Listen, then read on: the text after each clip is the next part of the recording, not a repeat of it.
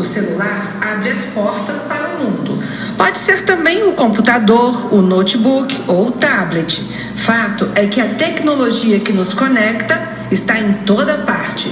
E se não tem como impedir que crianças, adolescentes e jovens tenham acesso ao mundo digital, a saída para que eles busquem um conteúdo de qualidade é a educação midiática. Estamos iniciando mais um podcast para o Enem 2023 e vamos falar hoje exatamente da relação entre cidadania digital e educação midiática no Brasil. São temas que se encontram e que podem ser utilizados, inclusive, em outros temas, em se tratando de violência contra os direitos humanos, discurso de ódio, a liberdade de expressão sem os limites democráticos. Então, nós estamos num ano de muito debate a respeito desse posicionamento, da instituição de uma cultura de violência que tem levado, inclusive, à violência nas escolas. Todos esses temas podem ser tratados em algum momento abordando a questão da cidadania digital. E aí a gente começa perguntando o que é exatamente a cidadania digital, né? Então, a cidadania digital se refere aos direitos que todo cidadão tem: acesso à tecnologia, direito à participação, à conexão, direito à liberdade de pensamento e de expressão e, naturalmente, os seus deveres, que é o uso responsável da rede, um procedimento ético dentro do universo virtual. E essa relação entre direitos e deveres, então, configura-se como a cidadania digital que a gente quer discutir aqui hoje. Ao longo do ano, várias questões relacionadas a essa temática, na verdade, a esses eixos, foram tratados. E aí o candidato pode encontrar também temas transversais, como eu já disse, que você pode incluir argumentos dessa natureza. Por exemplo, a questão da segurança aos jovens nessas redes sociais.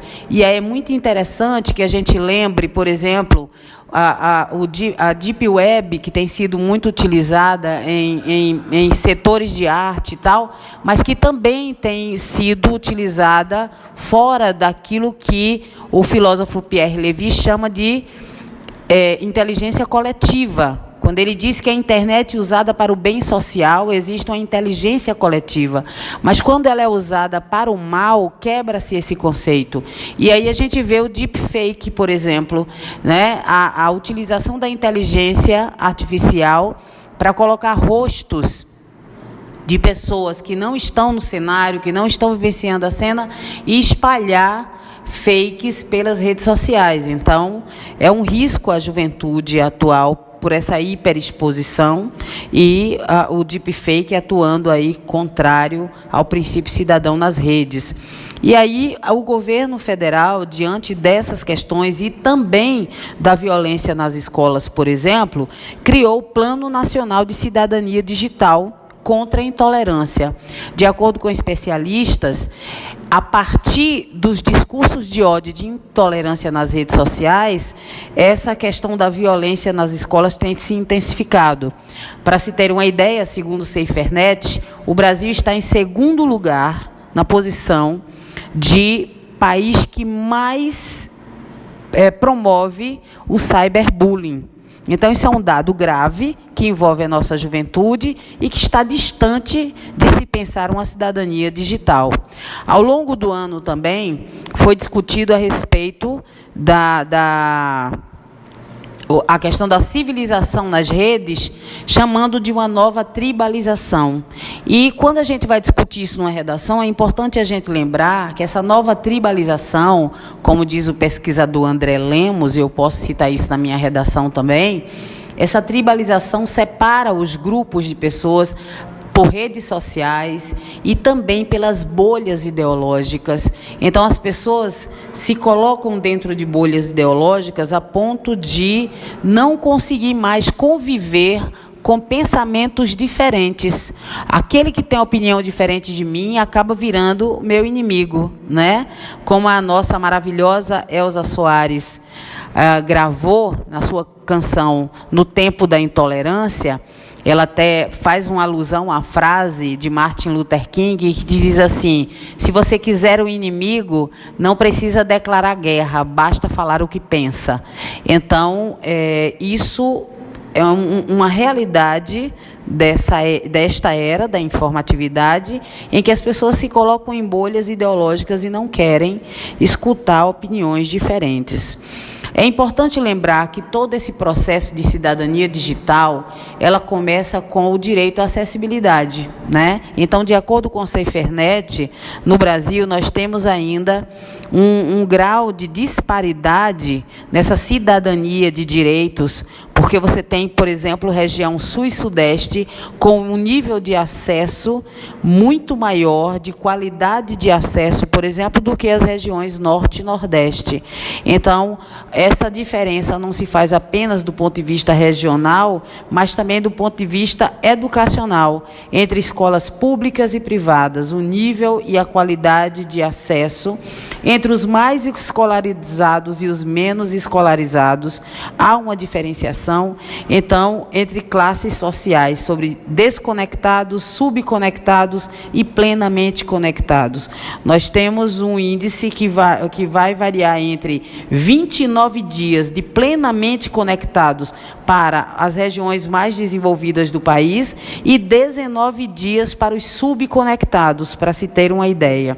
Então, no Brasil, de acordo com a SaferNet, nós estamos com quase 80% dos domicílios conectados, mas a qualidade dessa conexão no Brasil ainda é muito diferente. Então, esses elementos da cidadania digital começam exatamente com a questão do acesso.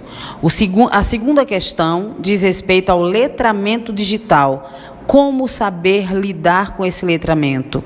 E aí já está em atuação no Brasil o que a gente chama de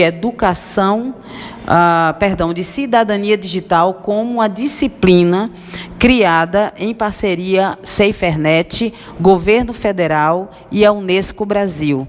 O que seria, portanto, essa disciplina para ensinar a cidadania digital no Brasil? A disciplina chamada Cidadania Digital foi criada pela ONG SaferNet, em parceria com a Embaixada do Reino Unido no Brasil. Usando a linguagem da cultura digital para fazer exercícios com muito meme, GIFs, com muitos vídeos, mas discutindo segurança, como eu denuncio um conteúdo violento na internet. O que eu faço se alguém me procurar de uma maneira violenta? Para quem que eu posso pedir ajuda? Então, se vê que a disciplina Cidadania Digital, já implementada em algumas áreas do território brasileiro, ela vai dar essa segurança sobre o letramento digital. O que é que eu faço se eu me sentir ameaçado, se eu sentir que os meus direitos foram tolhidos? E isso faz parte também da educação midiática. Portanto, essa questão da segurança digital, da etiqueta digital, essas questões fazem parte desse universo. No Brasil, já há sinais de que a questão da cidadania digital tem recebido bastante atenção pela preocupação que vem causando. Por exemplo, nós já temos a lei chamada Marco Civil da Internet, que prevê princípios de cidadania. Nós já temos a Lei Geral de Proteção de Dados, que fala sobre a segurança dos dados do usuário, e essas leis estão em vigor, né? Neste momento, no Brasil, há um debate enorme, nós não podemos esquecer, a respeito dos crimes cibernéticos, com o índice extremamente alto, segundo a SaferNet, nos últimos anos do discurso de ódio. Nos últimos 6 anos, nós tivemos um crescimento de mais de 60% de discurso de ódio na rede. E aí o crime de ódio ele já está previsto em lei brasileira, que pode pegar até 3 anos de prisão. Mas como é que a gente monitora essa questão no Brasil e Pensa-se, portanto, na regulação da mídia, né? Regulamentação, da mídia brasileira nesse sentido, para se poder observar onde os crimes cibernéticos acontecem. Agora, temos um desafio muito grande. Por exemplo, nos últimos dados que a SaferNet levantou, ela mostra que o WhatsApp, utilizado por 142 milhões de pessoas, quer dizer, são 142 milhões de contas no WhatsApp brasileiro, a rede mais utilizada em 2023. É basicamente incontrolável aquilo que é disseminado através do WhatsApp. É por isso, se não há controle da disseminação, é preciso haver cidadania para que o brasileiro não caia em fake news, né? Por exemplo, o que tem prejudicado o processo de vacinação no país. Então, pelo WhatsApp, a maior rede de comunicação de internet no Brasil, é impossível haver esse controle. O que se pode fazer, então, é educar as pessoas para aquilo que elas estão lendo e ouvindo através do WhatsApp. De acordo com a SaferNet ainda, a segunda rede é o YouTube e a terceira é o Instagram.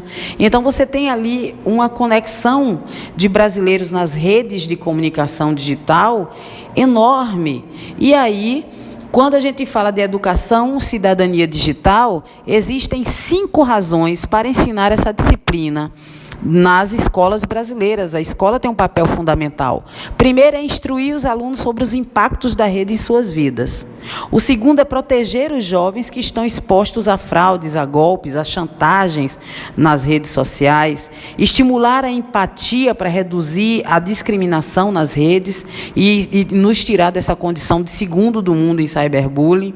Desenvolver cidadãos por meio do conhecimento sobre direitos e deveres e disseminar a responsabilidade digital nas escolas. Por quê? Impedir a disseminação dessas informações é muito mais difícil do que você educar. Então, a cidadania digital passa por esses princípios. E aí nós temos visto ao longo do ano algumas notícias envolvendo determinações de países a respeito do efeito dessa onda de informações que precisam ser filtradas sobre jovens, adolescentes e crianças. Por exemplo, a Finlândia, que é considerada a referência em cidadania digital no mundo, ela proibiu o uso de celular em sala de aula. Assim também fez a Holanda, proibiu o uso em sala de aula. A Espanha, a Suíça, Portugal, Estados Unidos, até o Canadá já tomaram a atitude de controlar o uso desses celulares. Por quê? Segundo a Unesco, numa pesquisa chamada Tecnologia na Educação, uma ferramenta a serviço de quem? Ela pergunta. Um tópico dessa pesquisa, porque ela vai falar da desigualdade, ela mostra que há uma epidemia de distração com os celulares, o que tem atrapalhado muitíssimo o índice de aprendizagem na educação. Então, por essa questão, esses países baniram o celular em sala de aula e em alguns países só podem ser utilizados com coordenação dos educadores para uso exatamente pedagógico. Isso nos chama a atenção, gente. Na sua redação pode ser colocado o que o filósofo Pierre Levy fala no seu livro Cybercultura. Ele diz assim: temos que ensinar nossos filhos a nadar, a flutuar, talvez a navegar. O filósofo Pierre Levy fala isso num cenário em que ele faz uma analogia entre o dilúvio bíblico de Noé. Ele usa essa analogia e ele diz que houve onde a arca pousar depois que o dilúvio passou. Mas ele diz nessa analogia que o dilúvio de informações que estamos vivendo nesta era da tecnologia, esse dilúvio não passará. E, portanto, os nossos filhos têm que ser ensinados, a juventude, as crianças, os adolescentes de agora, precisam ser ensinados a navegar neste dilúvio de informações para não se perder.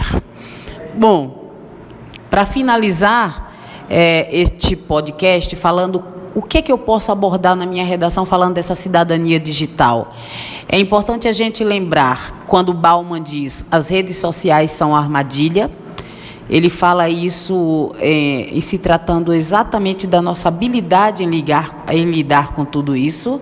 Esta semana, desde segunda-feira, o governo federal está promovendo, junto com a Unesco Brasil e outras parcerias, a Semana Nacional de Educação Midiática. Eu estou participando desta Semana de Educação Midiática para falar a respeito da importância dessa forma de educação no Brasil para desenvolver essa forma de cidadania que tem deixado uma reflexão sobre a maturidade da sociedade brasileira em lidar com essas informações. Para se ter uma ideia, e esse é um dado importante para você abordar, a OCDE mostrou que 68% dos estudantes brasileiros de 15 anos de idade não conseguem diferenciar informação de opinião nas redes sociais. Isso é grave porque facilmente se manipula uma sociedade com essa falta de compreensão. A juventude com esse nível de compreensão é facilmente manipulada. Então, a educação midiática, é um evento que vai acontecer até a sexta-feira desta semana, dia 27 de outubro, está tratando dessas e outras formas. O coordenador de comunicação da Unesco, Adalto Soares, ele falou no encontro a respeito disso, reconhecendo que, de fato, não é uma pauta fácil, mas que precisa ser abordada. Não é uma pauta fácil, é uma pauta desafiante, é uma pauta que envolve a cognição, é uma pauta que envolve toda a estrutura de educação no Brasil, um país continental que tem educação com a inclusão, né, universal. Todos os brasileiros têm por direito acesso à educação. Então não é algo... Portanto, como o coordenador da Unesco diz, não é uma pauta fácil, mas precisa ser abordada com seriedade. E aí, na sua redação, pensando a intervenção do seu texto sobre temática dessa natureza, nós poderíamos pensar numa ação conjunta que envolva governos, empresas e instituições de educação, para trabalhar exatamente o papel e a responsabilidade de cada um para construir um ecossistema digital que seja comprometido com a agenda ética nas relações sociais, porque o que eu faço dentro das redes, sim, vai ter influência fortíssima daquilo que eu faço fora das redes. E aí, para finalizar, poderíamos pensar aquilo que o físico teórico Albert Einstein nos disse: o espírito humano precisa prevalecer sobre a tecnologia. Então, queridos, esse foi o podcast falando sobre a cidadania digital no Brasil, envolvendo a educação midiática e a responsabilidade que governos, empresas, sociedade têm em desenvolver uma saída para os problemas que temos vivido com relação a discurso de ódio, cultura da violência dentro das redes, discriminação, todas as formas de preconceito com índices altíssimos de racismo, de transfobia, de homofobia, violência contra a mulher dentro das redes. Então, são elementos gerais assim que serão combatidos com base nessa forma de educação e cidadania. Um abraço para vocês, estejam fortes e firmes para a prova do Enem 2023 e até a próxima, em que trataremos da temática da importância da representatividade para a democracia e a inclusão social no Brasil. Um beijo grande e até lá.